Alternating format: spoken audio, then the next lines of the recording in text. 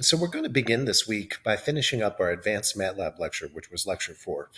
This is the fourth learning module of that, and it covers the basic of relational operators and the idea of Boolean or logical data types.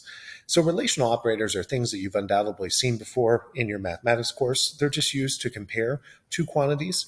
Most typically, you would kind of interpret these based upon standard numerical values or numbers. However, you can apply these comparison or relational operators to more complex data types, such as characters or strings or so on. And that's all related to the fact that any kind of value that's stored within a computer, as we mentioned earlier in the course, is represented on a numerical basis. So there is a way to naturally interpret these comparison operators for more complex data types than numbers, but we'll focus predominantly just on numbers for now.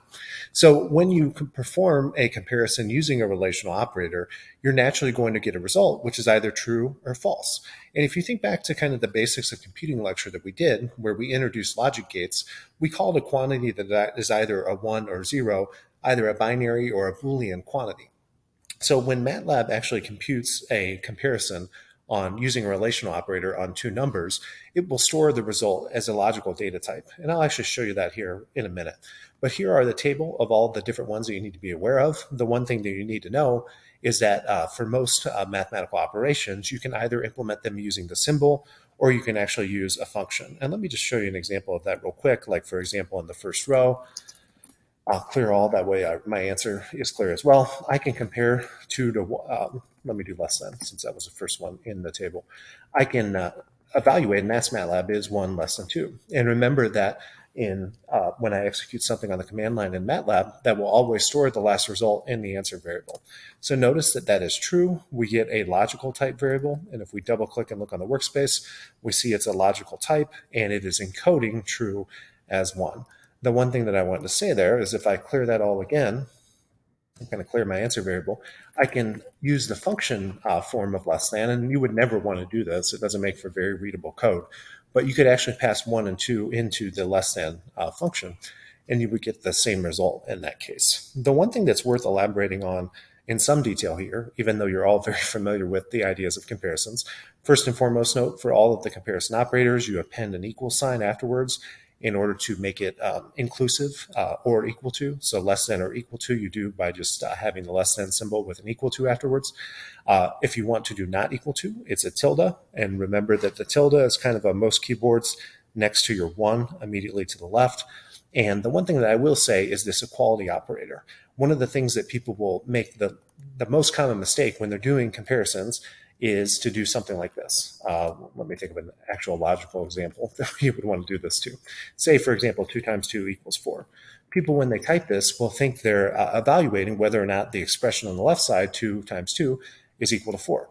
But remember that is not, that single equal sign is called the assignment operator. That's what you use to actually assign a value to a variable. If you want to make a comparison which determines whether the quantity on the left equals the quantity on the right, you want to use the double arrow, the double equal signs. And you notice in that case, it is true. So going a little bit more on relational operators in MATLAB, the one thing you would want to know is that these can also be applied on numerical arrays. And if they're applied on numerical arrays, and we're going to talk a little bit, this is actually going to be the second part of the lecture this week, is kind of array-based operations versus scalar-based operations.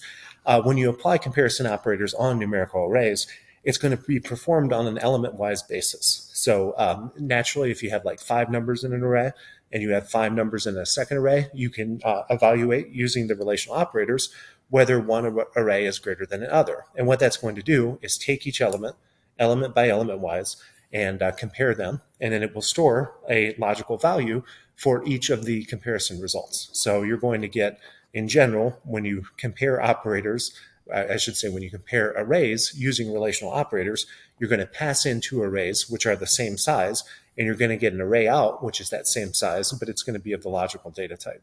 So here's an easy way to see that. What if you have 2 row arrays, so they are 1 row by 3 column, array A, which has elements 1, 3, 5, and array B, which has elements 2, 1, 5, and we're asking ourselves if we create a new variable x and we assign it a value of a relational operation here greater than, what would happen if we evaluate if A is greater than B? Well, what that is going to do is on an element by element basis, it's just going to compare the elements in A to the elements in B. So it will start by creating the first element of X, which will have a logical entry, which is assigned depending on whether or not 1 is greater than 2. 1 is not greater than 2. So the first element, you can kind of envision what's going on in MATLAB here. It'll put a 0 in the first element because 1 is not greater than 2. Since 3 is greater than 1, when it moves on to the second element, it will put a 1 in that place. Since 5 is not greater than 5, it is equal, it will put a 0 in that place. And let me just show you how this works by taking, and remember on the test, please, for your final, if you have the time, just do check everything in MATLAB. Don't want anyone to get the wrong answer because they do a quick calculation wrong in their head. So I've defined A and B in my workspace, and if we compare A to B, we should get a logical array with elements 0, 1, 0.